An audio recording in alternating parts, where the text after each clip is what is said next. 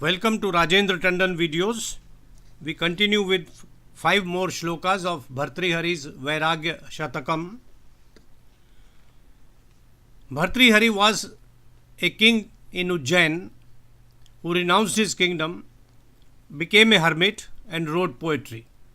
Great. And he wrote great poetry. He occupies a prominent place among the celebrated poets of Sanskrit literature. He belonged to the eminent tradition of wlmp, Vyas and Kalidas. His output was not very large, but it had a brilliant quality of thought and imagination.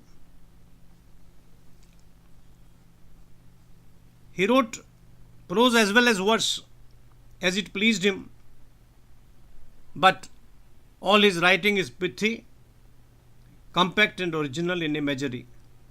There is a remarkable depth in his thinking on subjects as diverse as polity in a civilized society, erotica and total renunciation. Bhartrihari is an understatement, had an admirably sharp and penetrating wit. The king turned hermit and a great poet, Bhartrihari in Vairagyashatakam leads us on to the path of inner peace and equilibrium. Vairagya is a state of mind which sets in during Vanaprastha and after a man has long before discharged his duties as a householder. The transition is automatic. The body gives its signals to slow down. Sickness comes in a variety of forms. Human limbs begin to ache and become stiff. The eyesight begins to fall. Thoughts of sex recede into background. But most of all, it is the mind which dictates a different, less aggressive regime and becomes detached from the day-to-day goings on around a person.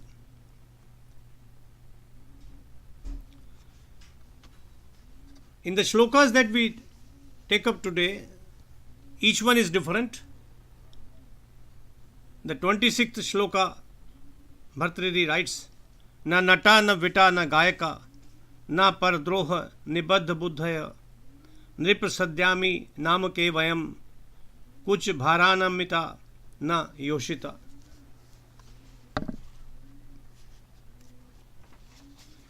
In a king's court, only the actors, cunning wits, singers, traitors, or young women with heavy breasts doing courtesy are welcome. He's making a fun of a king's court. He had been a king, so he knew the inside out of a court.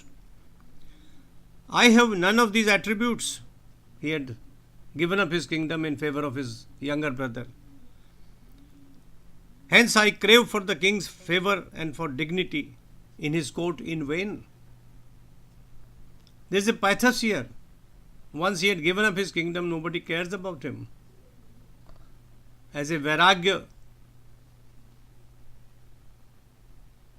follower, he is no longer wanted in a kingly company. In 27, Bhartrihari says,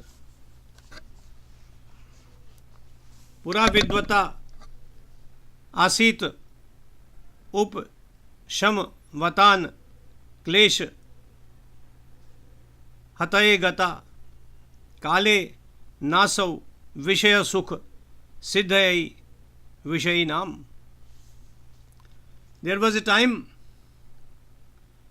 when knowledge and education helped to alleviate the distress of even great souls who were already at peace with themselves. As time changed, the same learning became a tool of the lecherous to enjoy more and more of sensual pleasures. But today, writes Bhartrihari, it pains me to see that the kings have turned away from all learning and from great books of knowledge, and that day by day there is a steady decline in these values. So he is mourning the decline in values of his contemporary kings. In his thinking, they should improve upon themselves. They should think of the time when everything will fall apart, the body would become weak.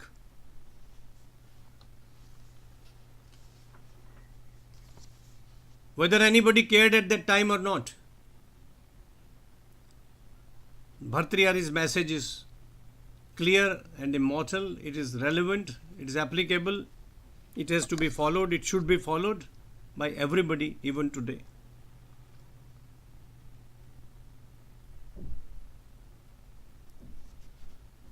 In 28, he takes up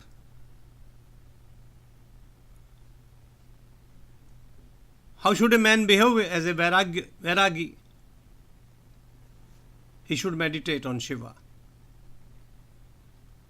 Sajat ko api asit madan ripuna murdhani dhavalam kapalam yas uchchai vinihitam alankara vidaye नृभि प्राण त्राण प्रवनम इति भी कैश्चित अधुना नमद्भि क पुंसायम अतुल दर्प ज्वर भरा. In this world, writes Bhartrihari, he alone is fortunate whose bright skull has been used in the garland around Shiva's neck. They are lucky who bow to Shiva in worship. But today, just to save their lives and for a few crumbs of food, human beings bow their head to anyone.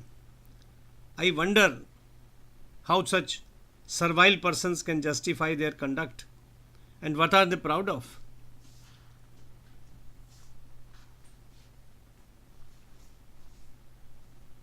So Bhartrihari wants people to rise above their present, devote themselves to worship Shiva, be religious,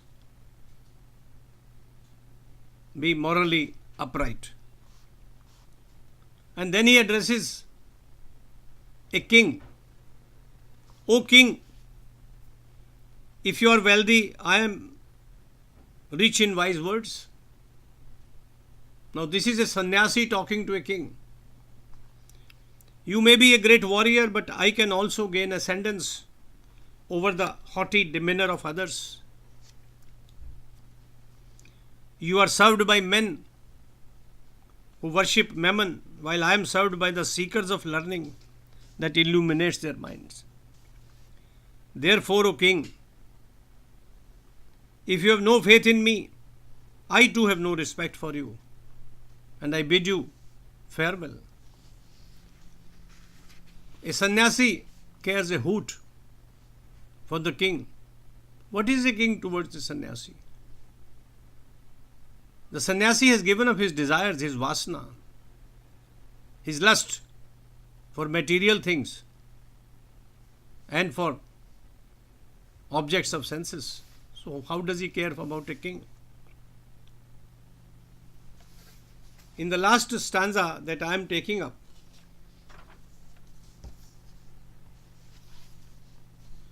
Bhartrihari makes a statement that when he has accepted Vairagya,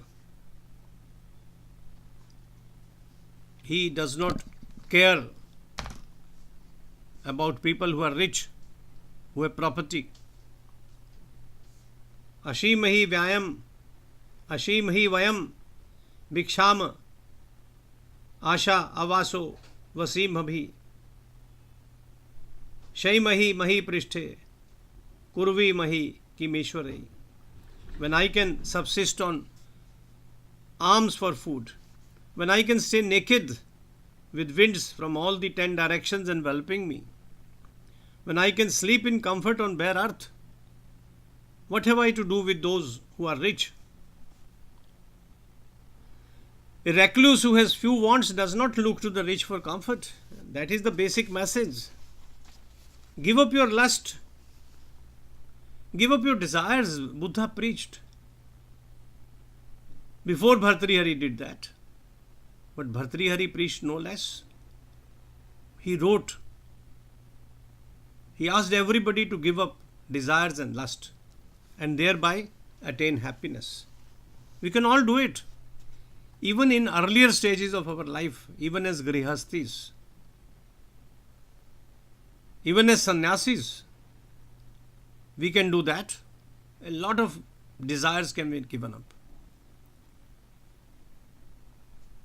I hope you are enjoying the recitation of the shlokas of Bhartrihari. We shall continue with 5 more in the next video. Thank you for visiting this site and listening to me.